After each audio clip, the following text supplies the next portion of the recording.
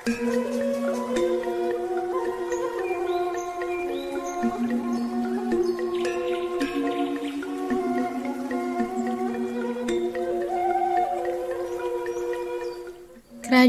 Buleleng menjadi salah satu kerajaan besar yang ada di Pulau Bali. Pada masa kejayaannya, wilayah kekuasaan Buleleng tak hanya mencakup Bali, tetapi juga Belambangan di Pulau Jawa. Saat ini, kerajaan Buleleng juga masih tetap berdiri. Hanya saja, Raja Buleleng tidak memiliki kekuatan secara politik.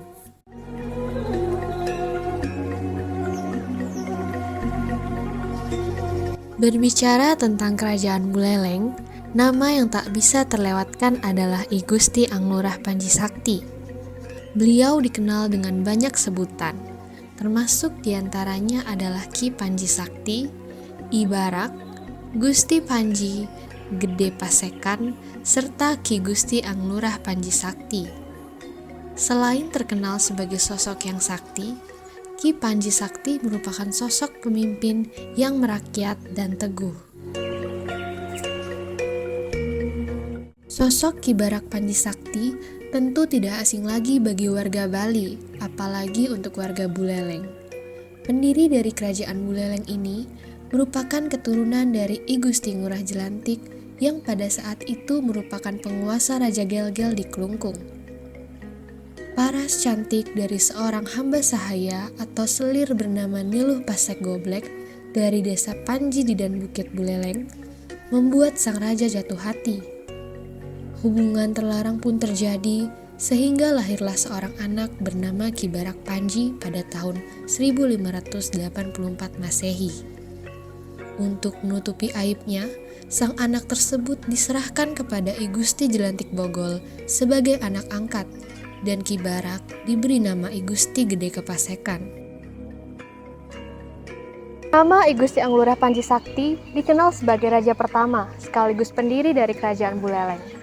Beliau merupakan keturunan dari I Gusti Ngurah Jelantik yang berhubungan dengan hamba sahaya Niluh Pasek dari desa Panji dan Bukit. I Gusti Ngurah Jelantik merupakan Raja Gel-Gel yang memiliki gelar Dalam Segening dan memerintah Gel-Gel pada rentang tahun 1580 sampai dengan 1665 Masehi.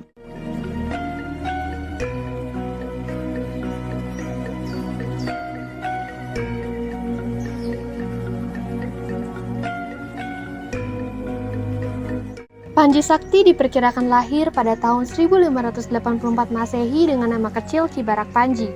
Konon, kesaktian Panji Sakti sudah terlihat sejak kecil, yang berupa sinar kecil yang keluar dari kepalanya yang menandakan prabawa, artinya kebesaran.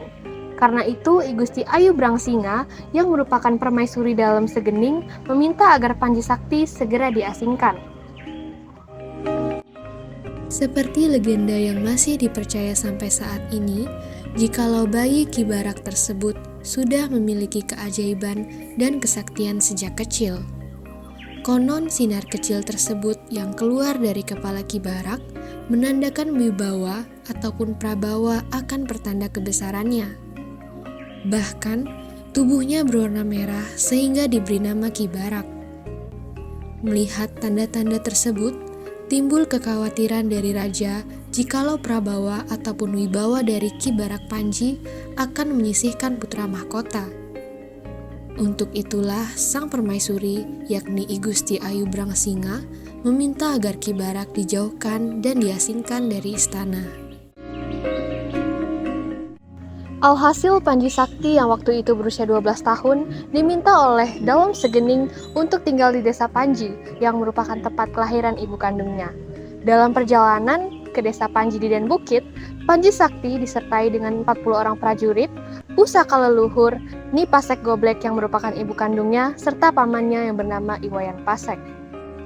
Di dalam perjalanan, Ki Barak dan rombongannya harus menembus celah-celah bukit, mendaki gunung, dan menuruni jurang curam hingga akhirnya tiba di suatu tempat yang agak mendatar.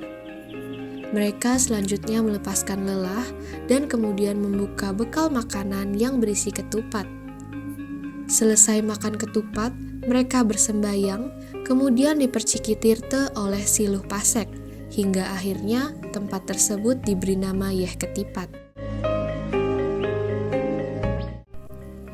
Setelah itu, mereka tiba di desa Gendis dan bertemu dengan pemimpin desa yang bernama Ki Pungakan Gendis yang sangat semena-mena.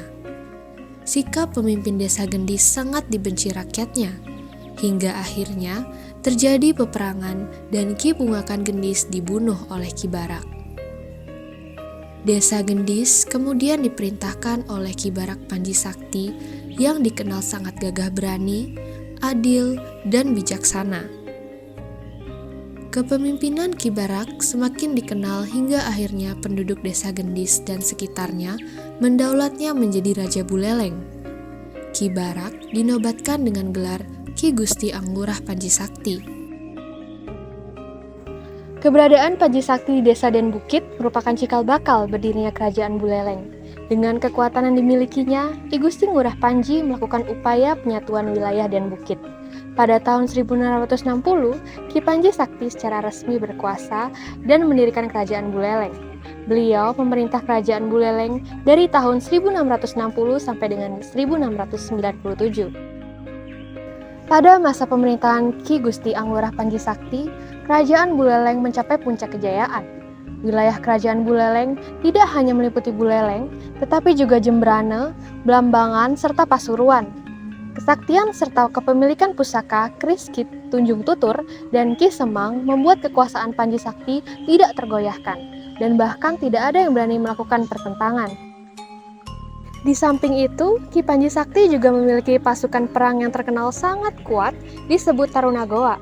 Pasukan ini dibentuk secara khusus oleh Panji Sakti di bawah kepemimpinan Ki Tambang Sampun dan diwakili oleh I Gusti Made Bahatan. Persenjataan yang dimiliki tak hanya berupa senjata tradisional, tetapi juga senjata api yang didapatkan secara diam-diam. Pada tahun 1604, Ki Barak Panji Sakti mendirikan istana baru di atas padang rumput alang-alang tempat penggembala ternak. Saat itu, ditemukan orang-orang sedang menanam buleleng atau jagung gambah. Selanjutnya, istana kerajaan Buleleng yang dibangun diberi nama Singaraja.